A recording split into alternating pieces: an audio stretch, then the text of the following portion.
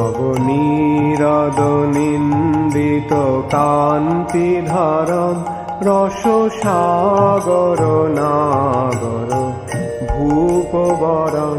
हरे कृष्णा, दंडवत प्रणाम। हम लोग श्रीमद् भागवतम के दूसरे स्कंद पे हैं। आज हम लोग छठा अध्याय शुरू करेंगे। आज हम लोग श्लोक संख्या 1 से कितना भारती माता जी? 1 से 6 तक करेंगे प्रभु जी। 1 से 6 तक करेंगे। श्रीमद् भागवतम 3.6.1 to 6। ओके, पहला श्लोक। ऋषिरुवाच ऋषिरुवाच इति तासां स्वशक्तीनां इति तासां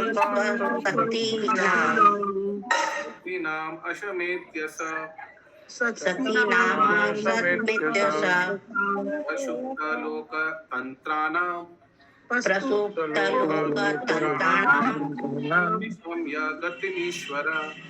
निशाम्य गतिमीश्वर। यस, नंदिनी माता जी है, नहीं तो शशि माता जी पढ़िए। अच्छा, एक चीज रिक्वेस्ट करता हूँ, जिनका बैकग्राउंड में आवाज हो रहा है प्लीज आप लोग अनम्यूट मत करिएगा। जिनका बैकग्राउंड में आवाज हो रहा है, बाहर है आप, या सोचिए पीछे 4-5 लोग बात कर रहे हैं, बातचीत कर रहे हैं, या खिड़की के सामने बैठा हुआ है, सब ऑटोमोबाइल्स का आवाज आ रहा है, प्लीज आप अनम्यूट मत करिए। आप बोलिए, डिसाइड करिए, बट अनम्यूट मत करिए, पूरा क्लास डिस्टर्ब हो जाता है रेपिटेशन में। यस, शशि माता जी। हरे कृष्ण प्रभु जी, दंडवत प्रणाम।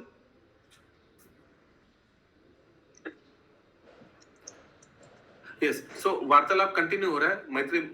मैत्री ऋषि या मैत्री मुनि अभी भी विदुर जी को बता रहे हैं, संवाद दे रहे हैं। ओके, यस, कंटिन्यू माता जी। ट्रांसलेशन। मैत्रेय ऋषि ने कहा, इस तरह भगवान ने महत तत्व जैसी अपनी शक्तियों के संयोग न होने के कारण विश्व के प्रगतिशील सृजनात्मक कार्यकलापों के निलंबन के विषय में सुना। किनसे सुना? भागीरथा माता जी, किनसे सुना? भगवान ने किनसे सुना? रिमेम्बर फ्रॉम हुम? शक्तिपात प्रभु, रेखा माता जी, अशोक प्रभु, किनसे सुना भगवान ने ये सब?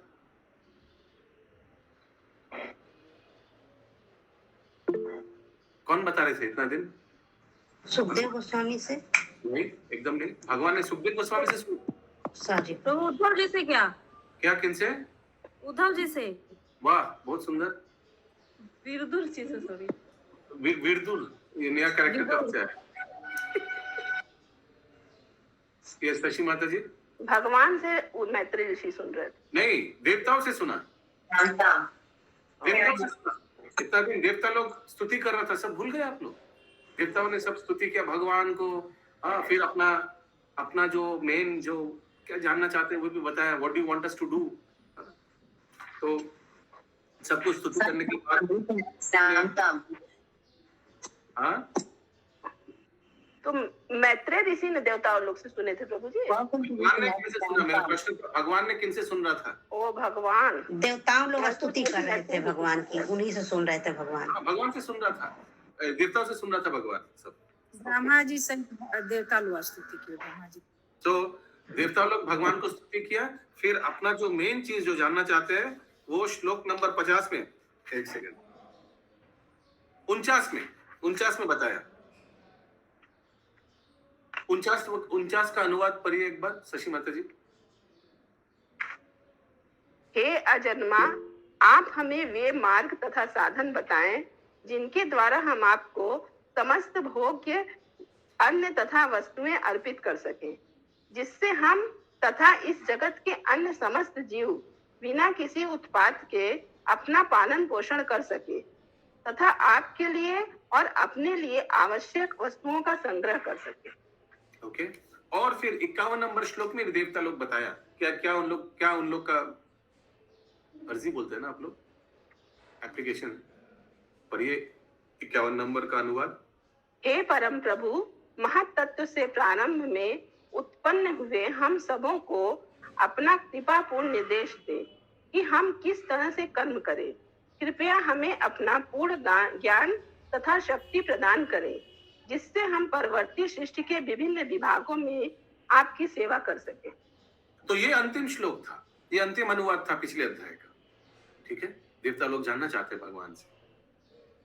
यद्यपि मैत्री मुनि विदुर को बोल रहे हैं, विदुर जी को बोल रहे हैं ये सब, लेकिन एक्चुअली तो भगवान और जो देवता के बीच में वार्तालाप है, वो इसी का तो चर्चा चल रहा है सृष्टि के प्रारंभ में। ओके, अभी फिर से इस पहला श्लोक का अनुवाद पढ़िए। मैत्रेय ऋषि ने कहा, इस तरह भगवान ने महातत्व जैसी अपनी शक्तियों के संयोग न होने के कारण विश्व के प्रगतिशील सृजनात्मक कार्यकलापों के निलंबन के विषय में सुना। The Lord heard about the suspension of the progressive creative functions of the universe due to the non-combination of his potencies such as the Mahatattva. तात्पर्य, भगवान की सृष्टियों में किसी तरह का अभाव नहीं है। सारी शक्तियां वहां ही प्रसुप्तावस्था में रहती है, किंतु जब तक भगवान की इच्छा से उनका संयोग नहीं हो जाता, तब तक कोई प्रगति नहीं हो सकती। सृष्टि के निलंबित प्रगतिशील कार्य को भगवान के निर्देशन द्वारा ही पुनर्जीवित किया जा सकता है। The suspended progressive work of creation can only be revived by the direction of the Lord. तो सब कुछ तत्व, महातत्व सब कुछ है, लेकिन भगवान का ग्लांस, भगवान का दृष्टिपात, भगवान का सैंक्शन, भगवान का आदेश के लिए सब वेट कर रहे हैं। ओके, अभी सृष्टि, अभी उसीलिए देवताओं लोग भी पूछ रहे हैं कि बताइए क्या करना है हम लोगों को, etcetera, give us direction. 2 number श्लोक।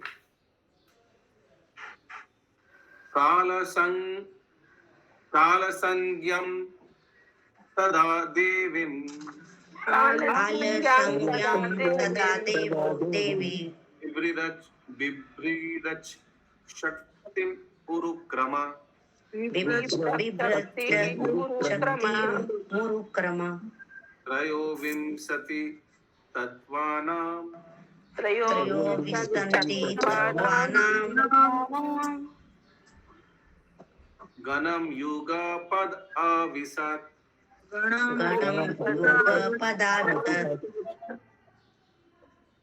तब परम शक्तिशाली भगवान ने अपनी बहिरंगा शक्ति देवी काली सहित 23 तत्वों के भीतर प्रवेश किया, क्योंकि वे ही विभिन्न प्रकार के तत्वों को सम्मिलित करती हैं। फिर से, तब परम शक्तिशाली भगवान ने अपनी बहिरंगा शक्ति देवी काली सहित 23 तत्वों के भीतर प्रवेश किया, क्योंकि वे ही विभिन्न प्रकार के तत्वों को सम्मिलित करती हैं। कौन करती है सम्मिलित? काली देवी यानी दुर्गा शक्ति, यानी माया देवी, यानी दुर्गा देवी। ठीक है, ये उनका ही ड्यूटी है। तात्पर्य पदार्थ के अवयवों की संख्या 23 है। संपूर्ण भौतिक शक्ति, मिथ्या अहंकार, ध्वनि, स्पर्श, रूप, स्वाद, गंध, पृथ्वी, जल, अग्नि, वायु, आकाश, आँख, कान, नाक, जीभ, त्वचा, हाथ, पांव, गुदा, लिंग, वाणी तथा मन, ये सभी काल के प्रभाव से परस्पर संयुक्त रहते हैं और काल कर्म में विघटित हो जाते हैं। इसीलिए काल भगवान की शक्ति है और यह शक्ति भगवान के निर्देशानुसार अपने ही ढंग से कार्य करती है। यह शक्ति काली कहलाती है और काली विध्वंसक देवी के द्वारा इसका प्रतिनिधित्व होता है, जो भौतिक संसार में सामान्यतः तमोगुण से प्रभावित लोगों द्वारा पूजित होती है। वैदिक स्त्रोत में यह विधि इस प्रकार वर्णित है। मूल प्रकृति विकृति महदाध्या प्रकृति विकृत सप्त षोडशक अस्तु विकारो न प्रकृति न विकृति पुरुष। जो शक्ति 23 अवयवों के संयोग से भौतिक प्रकृति के रूप में कार्य करती है, वह सृष्टि का अंतिम स्रोत नहीं है। भगवान तत्वों में प्रवेश करते हैं और अपनी शक्ति काली को व्यवहारित करते हैं। अन्य समस्त वैदिक शास्त्रों में यही अभी तक किसी का कोई कुछ समझ में नहीं है अभी तक। Hare Krishna, Prabhuji. Yes. This Kali is being called, Kal is being called Kali. I mean, what is it? time therefore is the energy of the Lord.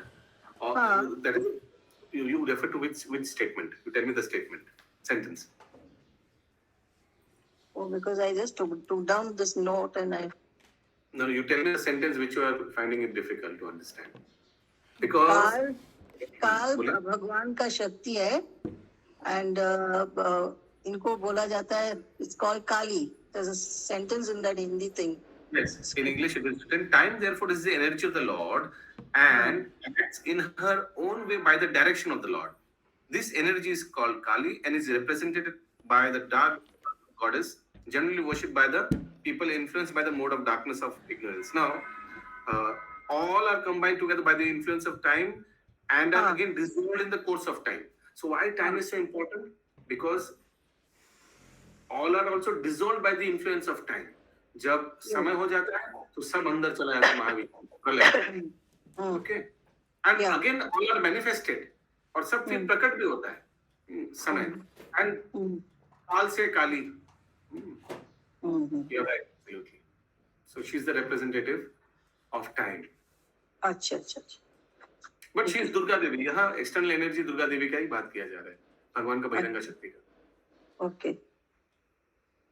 हरे कृष्ण.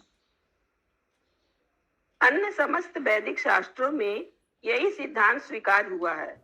ब्रह्म संहिता 5.35 में कहा गया है, एको अभिरसे रचिते तुम जगदंड कोटि यच्छक्तिरस्ति जगदंड चया अनंत अंडांतरस्त परमाणु चयानंतस्थम गोविंदम आदि पुरुषम तमहम भजामि. मैं उन आदि भगवान गोविंद की पूजा करता हूँ जो आदि भगवान है. अपने स्वांश महाविष्णु के द्वारा वे भौतिक प्रकृति में तथा प्रत्येक ब्रह्मांड में गर्भोदकशायी विष्णु के रूप में प्रवेश करते हैं. तत्पश्चात वे क्षीरोदकशायी विष्णु के रूप में पदार्थ के परमाणुओं सहित समस्त सभी तत्वों में प्रवेश कर जाते हैं. विराट सृष्टि के ऐसे स्वरूप ब्रह्मांडों में तथा व्यष्टि परमाणुओं दोनों में ही असंख्य होते हैं. इसी तरह इसकी पुष्टि भगवत गीता 10.42 में हुई है.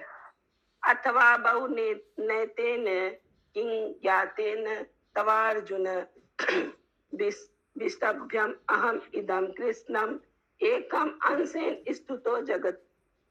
हे अर्जुन, मेरी उन असंख्य शक्तियों के विषय में तुम्हारे लिए जानने की कोई आवश्यकता नहीं है जो विविध प्रकार से कार्य करती है. मैं समस्त ब्रह्मांडों तथा उनके सारों तत्वों में अपने स्वांश परमात्मा के रूप में भौतिक सृष्टि में प्रवेश करता हूँ. इस तरह सृष्टि का कार्य चलता रहता है. भौतिक प्रकृति के आश्चर्यजनक कार्य भगवान कृष्ण के कारण होते हैं. इसीलिए वे अंतिम कारण या समस्त कारणों के परम कारण है. हरे कृष्ण. 3 नंबर श्लोक. स्वनुप्रविष्टो भगवान प्रविष्टो भगवान चेष्टरूपेण तं गणम् चेष्टारूपेण तं गणम् भिन्नं संयोजयम् आस विन्यं संयोजो सुप्तं कर्म प्रबोधयान्. सुप्तं कर्म प्रबोधयान्. यस, निर्गुणा नीलमणि माता जी पढ़िए.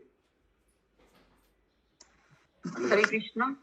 इस तरह जब भगवान अपनी शक्ति से तत्वों के भीतर प्रविष्ट हो गए तो सारे जीव प्रबुद्ध होकर विभिन्न कार्यों में उसी तरह लग गए जिस तरह कोई व्यक्ति निद्रा से जगकर अपने कार्य में लग जाता है.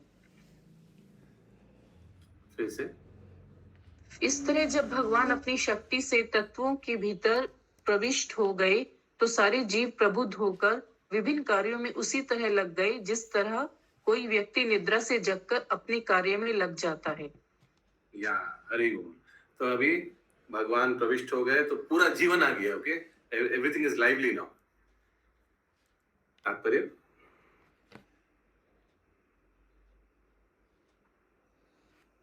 तात्पर्य, हर जीव सृष्टि के लय के पश्चात अचेत रहता है और भगवान की भौतिक शक्ति के साथ उनमें ही प्रवेश करता है।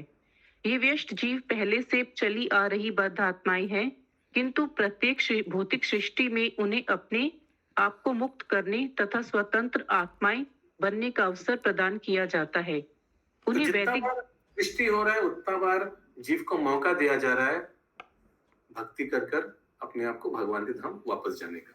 या उन्हें वैदिक ज्ञान का लाभ उठाने का तथा यह पता लगाने का कि भगवान के साथ उनका क्या संबंध है, वे किस तरह मुक्त बन सकते हैं और ऐसी हरे मुक्ति कृष्ण में प्रभु जी, ये पहला लाइन जो Yes. लिखा हुआ, हर जीव सृष्टि के लय के पश्चात अचेत रहता है, मतलब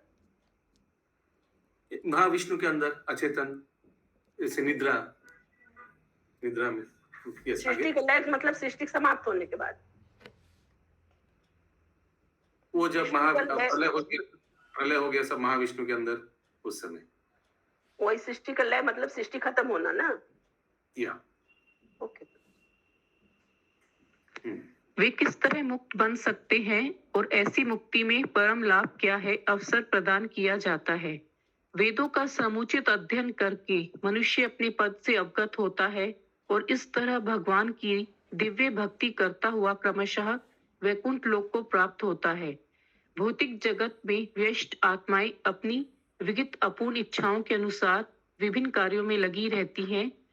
किसी विशेष शरीर के विघटन के बाद व्यष्ट आत्मा हर वस्तु को भूल जाती है, किंतु सर्व करुणामय भगवान जो कि साक्षी परमात्मा के रूप में हर व्यक्ति के स्लो ओके सॉरी 50%। ओके किसी विशेष शरीर के विघटन के बाद व्यष्ट आत्मा हर वस्तु को भूल जाती है, किंतु सर्व करुणामय भगवान जो कि साक्षी परमात्मा के रूप में हर व्यक्ति के हृदय में स्थित है, उसे जागृत करते हैं और उसे उसकी विगत इच्छाओं की याद दिलाते रहते हैं। इस तरह वह अपने अगले जीवन में उसी के अनुसार कर्म करने लगता है। इस अदृष्ट मार्गदर्शन को भाग्य कहा जाता है और कोई भी विवेकशील व्यक्ति समझ सकता है कि इससे प्रकृति के 3 गुणों में उसका भौतिक बंधन बना रहता है। हरे कृष्णा। प्रभु ये लास्ट लाइन थोड़ा समझा दीजिए। सो पिछले जन्म में कुछ इच्छाएं थी, कुछ आदतें थी, एक्चुअली मन बुद्धि अहंकार है ना विजय गुरुनाथ प्रभु। ठीक है, सब हाथ उठाकर बोलिए हरे कृष्णा। हरे कृष्णा हरे कृष्णा। तो फिर क्या हुआ, फिर इस जन्म में चलिए मृत्यु हो गया, फिर पिछले जन्म में ठीक है शक्तिमान आदित्य प्रभु আবার জন্ম নিল নতুন দেহে। হ্যাঁ, ভগবান আবার ওকে ওই পুরনো ইচ্ছাগুলো স্মরণ করে দেয়। তো আবার টেন্ডেন্সি থাকে, কখনো কখনো আমরা দেখি ছোটবেলা থেকে গান বাজনার খুব ইচ্ছা হয় না অনেকের, কারণ কি আগে যে জীবনের জন্য এগুলো সব করেছে, গান বাজনা করেছে, তো আবার ওই ডিজায়ার্স গুলো ওই ইচ্ছাগুলো ওগুলো আবার জাগৃত করেছে ভগবান। This unseen guidance is described as faith. তো এই যে জাগৃত করে এটাকে কপাল বলে। হ্যাঁ, আমরা বলে না কপাল নিয়ে জন্মাই, ভাগ্যরাধা মাতাজি বলে না সবাই কপাল নিয়ে জন্মায়, মানে কি সূক্ষ্ম শরীর। হ্যাঁ, কেউ কপাল নিয়ে জন্মেছিল, আরে বাবা তোমার কপাল কি খুব ভালো ভাগ্য। হ্যাঁ হ্যাঁ, আগে এগুলো সব আবার সেগুলো দিয়ে দেওয়া হয়, নতুন জন্ম। হরি বল, হরি বল, রাধা গোপীনাথ প্রভু কি জয়, হরে কৃষ্ণ। তো আবার সেগুলো ফেরত দিয়ে দেয় নতুন জন্মে ভগবান।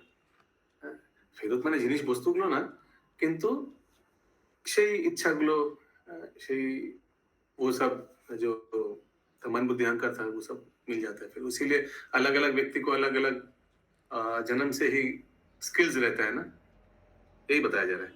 इंग्लिश में लिखा है this unseen guidance is described as faith and a sensible man can understand that this continues his material bondage in the 3 modes of material nature, and a sensible man can understand that this continues his material bondage in the 3 modes of material nature। और जो बुद्धिमान व्यक्ति को समझ में आ रहा है कि हम पिछले जन्म में भी ये सब के कारण फंस गए थे, उसीलिए भौतिक जगत में अभी भी मैं हूं, और ऐसे इस जन्म में फिर से वापस दे दिया गया है फंसाने के लिए। किसी का कोई प्रश्न है? तो हम लोग का जो जो भौतिक इच्छाएं हैं, भौतिक गुण है, हम लोग को फंसा के रखा है इस जगत में। यस, संगनीशा पे माता जी। प्रभु जी यहाँ पे जो लगा किसी विशेष शरीर के विघटन के बाद व्यष्टि आत्मा हर वस्तु को भूल जाती है, तो विशेष शरीर के विघटन के और कोई एक शरीर में, सोचिए कोई मच्छर का शरीर में था, कुछ घटना किया उस जीवन में, विशेष लिखा है, हाँ, विशेष किसी विशेष शरीर के विघटन, इंडिविजुअल, पर्टिकुलर कोई, इंग्लिश में लिखा है in a particular body after dissolution of particular body, एक कोई विशेष पर्टिकुलर बॉडी, ये लिखा है। हिंदी तो में क्या हर लिखा है? वस्तु को सभी भूल जाता ना प्रभु, तो विशेष क्यों लिखा, मतलब सभी कोई भूल जाता है इस जन्म को। हाँ, पर्टिकुलर बॉडी, कोई एक विशेष बॉडी में सब भूल जाते हैं, फिर वही लिखा है और कुछ नहीं, कुछ ज्यादा कुछ है नहीं उसमें। अच्छा, यस, अगला कंटिन्यू पैरा, नेक्स्ट पैरा पढ़िए माता जी। सृष्टि के आंशिक या पूर्ण लय के तुरंत बाद जीव की अचेत सुप्त अवस्था को कुछ अल्पज्ञ दार्शनिक भूल से जीवन की चरम अवस्था मान बैठते हैं।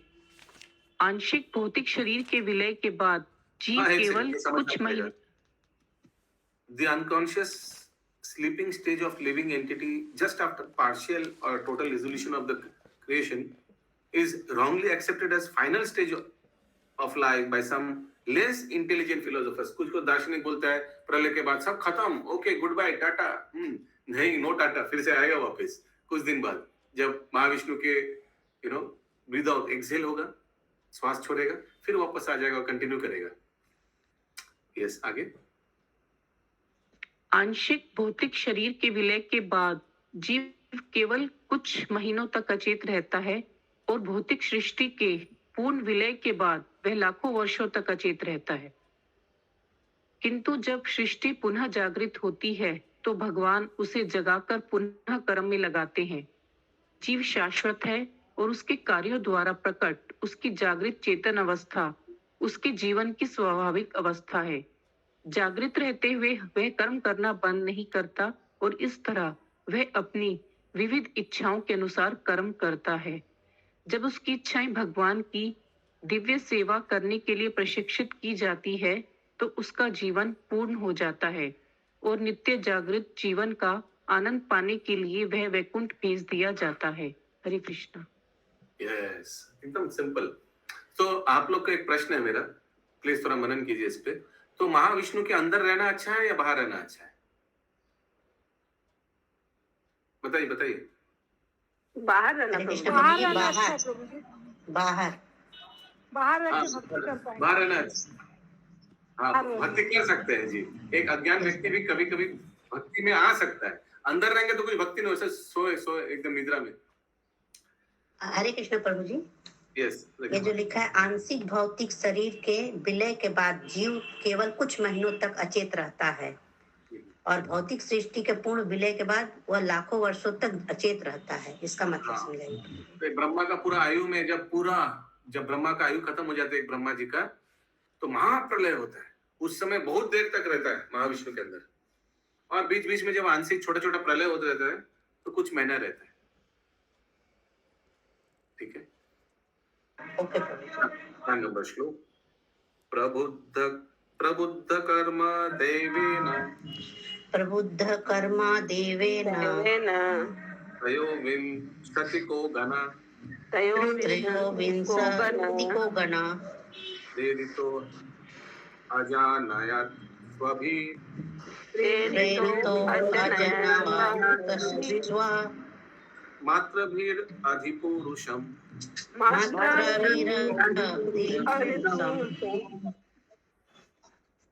कंटिन्यू प्रभु।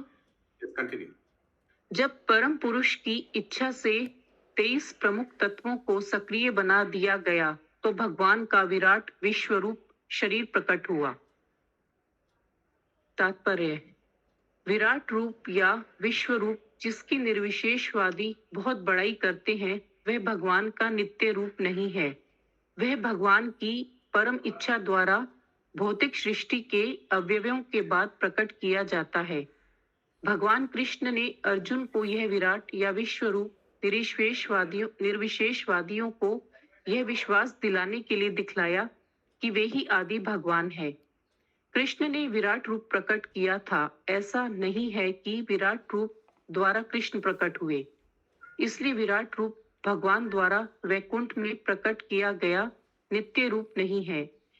यह भगवान का भौतिक प्रकाटय है। नव जिज्ञासुओं के लिए मंदिर का अर्चा विग्रह भगवान का ऐसा ही प्रकाटय है, किंतु भगवान के विराट तथा अर्चा रूप भौतिक होने पर भी उनके नित्य रूप से अभिन्न है। But in spite of this, their material touch, such form of the Lord as the Virat and Archa are all non-different from his eternal form as Lord Krishna. किसी का कोई प्रश्न है?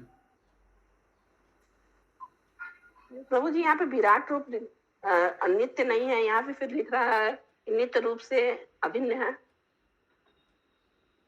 क्योंकि कृष्ण का ही रूप है, नित्य नहीं है। क्योंकि ये झलक दिखा के फिर तो माता जी, फिर तो अर्जुन को कंटिन्यूअस विराट रूप दिखा के रखा क्या भगवान ने? अब प्रकट हो गया ना विराट रूप कुछ देर बाद। दुर्योधन का भी दिखा है कुछ देर बाद प्रकट हो गया, उस हिसाब से नित्य नहीं है। ठीक है, यस करो भी माता जी। Sound is not clear. Sound is not clear. হরে কৃষ্ণ, এবার শুনতে পাচ্ছেন? But quality is very poor. Yes.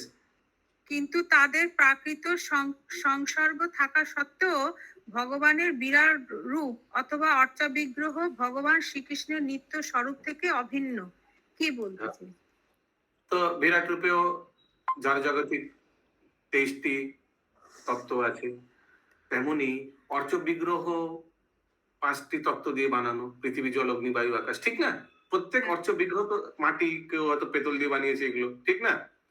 তো যদিও এগুলো জড় বস্তু দিয়ে বানানো, তাও কিন্তু এগুলো ভগবানেরই প্রতিনিধিত্ব। আচ্ছা, দে আর অ্যাজ গুড অ্যাজ গড। 5 নম্বর শ্লোক। हरे कृष्णा प्रभु, एक मिनट। हरे कृष्णा प्रभु, ये जो लिखा है अनुवाद में, जब परम पुरुष की इच्छा से 23 तत्वों को सक्रिय बना दिया गया तो भगवान का विराट विश्व रूप शरीर प्रकट हुआ। तो भगवान और परम पुरुष तो एक ही है, अलग अलग थोड़ी ना है। मतलब एक ही बात हुई ना, परम पुरुष और भगवान। समझ गया प्रश्न, फिर से सेंटेंस पढ़िए। जब परम पुरुष की इच्छा से 23 प्रमुख तत्वों को सक्रिय बना दिया गया तो भगवान का विराट विश्व रूप। तो भगवान कृष्ण परम पुरुष, उनकी इच्छा से जब 23 तत्वों को सक्रिय बना गया। कैसे सक्रिय बनाया? भगवान ने प्रवेश किया उसमें। लिखा है ना पिछला श्लोक में, काली देवी के साथ। वही है, सक्रिय हो गया, लाइवली हो गया। नहीं, मेरा नहीं, मतलब परम पुरुष और भगवान एक ही वर्ड है ना, बस अलग अलग यूज किया इनको। एब्सोल्युटली। 5 नंबर श्लोक। परेण विशता स्वस्मिन्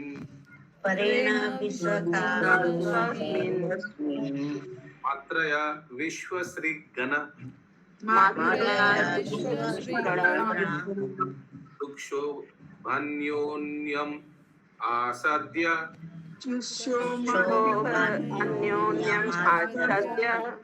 यस्मिन् लोकश्चराचर।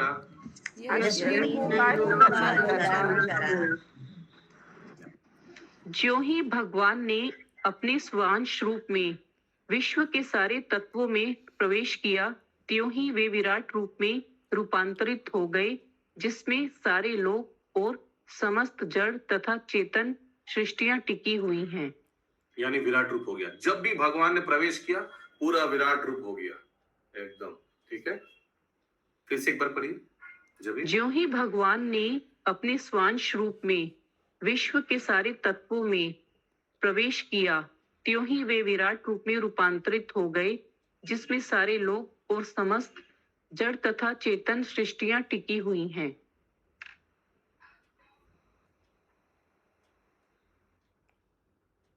तात्पर्य: विराट सृष्टि के सारे तत्व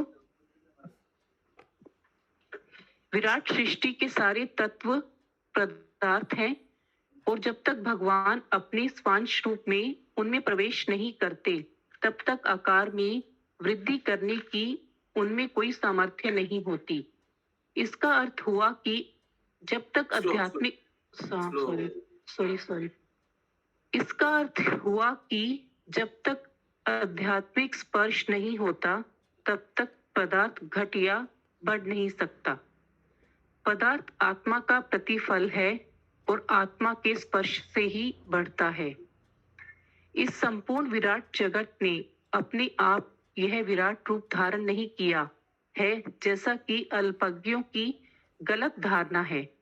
जब तक पदार्थ के भीतर आत्मा रहता है तब तक पदार्थ आवश्यकता अनुसार बढ़ सकता है, किंतु आत्मा के बिना पदार्थ बढ़ना बंद कर देता है। उदाहरणार्थ, जब तक जीव के शरीर के भीतर आध्यात्मिक चेतना रहती है तब तक शरीर अपेक्षित आकार तक बढ़ता रहता है, किंतु मृत भौतिक शरीर जिसमें आध्यात्मिक चेतना नहीं रहती बढ़ना बंद कर देता है। भगवत गीता में द्वितीय अध्याय शरीर को नहीं बल्कि आध्यात्मिक चेतना को महत्व प्रदान किया गया है। संपूर्ण विराट शरीर उसी विधि से बढ़ा जिसे हम अपने लघु शरीरों में अनुभव करते हैं, किंतु मनुष्य को मूर्खतावश यह नहीं सोचना चाहिए कि व्यष्ट सूक्ष्म आत्मा विश्व रूप की विराट अभिव्यक्ति का कारण है। विश्व रूप को विराट रूप इसलिए कहा जाता है क्योंकि भगवान अपने स्वांश रूप में इसके भीतर होते हैं। हरे Krishna. One should not, however, foolishly think that the individual infinitesimal soul is the cause of the gigantic manifestation of the universal form. The universal form is called the Virat Rupa because the Supreme Lord is within it in his plenary portion. कोई प्रश्न है? कोई नहीं? हिरण्मया सा पुरुषा सहस्र परिवत्सरन् अंडकोश उपासप्सु सर्वसत्वोपबृंहित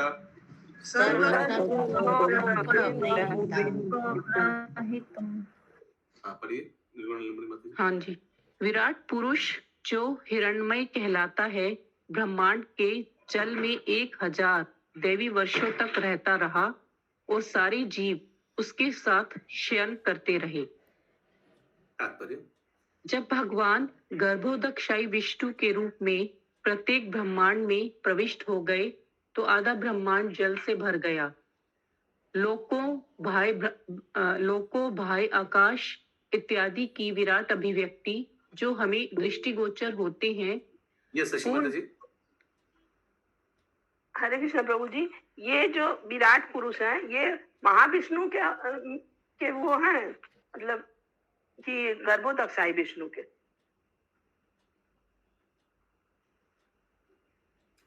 महाविष्णु, लेकिन यहाँ पे हिरण्मय मतलब लिखा हुआ है विराट रूप धारण करने वाले गर्भोदकशाही विष्णु, वर्ड मीनिंग में। हाँ, गर्भोदक सही हो गए और हर ब्रह्मांड में तो एक रहेंगे ना। लेकिन इसके पहले वाले श्लोक में लिखा हुआ था, ये तात्पर्य में जो लास्ट लाइन है, विश्व रूप को विराट रूप इसलिए कहा जाता है क्योंकि भगवान अपने श्वांश रूप में इसके भीतर थे। तो श्वांश तो महाविष्णु ही हुए ना। कारणोदक्ष विष्णु, यस। कारण समुद्र में लेटा हुआ था, अभी गर्भोदक्ष रूप में प्रवेश किया एक ब्रह्मांड में। तो हिरण्मय जो यहाँ वर्ड आया है उसका वर्ड मीनिंग में लिखा है विराट रूप धारण करने वाले गर्भोदकशाही विष्णु। तो क्या होगा? क्योंकि प्रवेश कर रहा है ना, हिरण्मय एक में प्रवेश कर रहा है, तो फिर गर्भोदकशाही रूप में एक ब्रह्मांड में प्रवेश कर रहा है।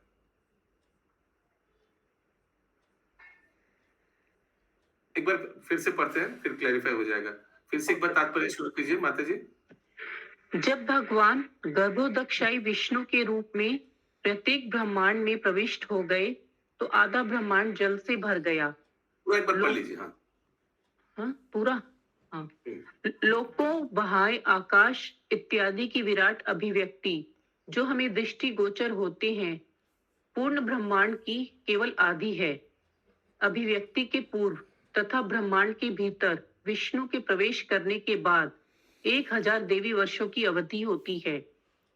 महतत्व के गर्भ में प्रविष्ट किए गए सारे जीव सभी ब्रह्मांडों में गर्भोदक्षाई विष्णु के अवतार के साथ विभाजित हो जाते हैं और वे भगवान के साथ तब तक शयन करते रहते हैं जब तक ब्रह्मा का जन्म नहीं हो जाता। ब्रह्मांड के भीतर ब्रह्मा ही प्रथम जीव होता है और अन्य सारे देवता तथा जीव उन्हीं से जन्मते हैं। मनुष्य जाति के आदि पिता मनु है, अतएव संस्कृत में मानव जाति मनुष्य कहलाती है। विभिन्न शारीरिक गुणों वाला मानव विभिन्न लोकों में विभाजित किया जाता है। हरे कृष्णा। लेकिन सब अभी लेटे हुए हैं, सब चुपचाप है अभी। अभी तक कार्य शुरू नहीं हुआ है और कितना 1000 साल तक just so they're waiting for to start. Gigantic Greek Purusha known as Hiranmaya lived for 1000 celestial years on the water of the universe and all the living entities lay within him.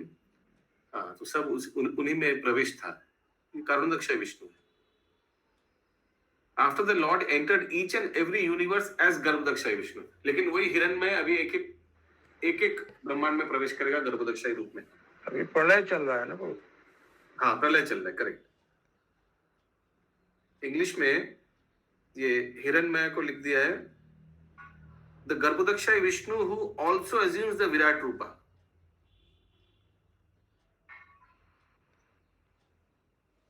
हमको जो समझ में आ रहा है, वेष्टि गर्भोदक्षाई विष्णु समष्टि रूप में कर्णोदक्षाई Vishnu.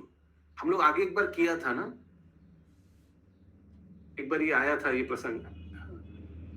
Individual Garbhodakshayi Vishnu, collectively they are called as Karnodakshayi Vishnu. This is what I am understanding.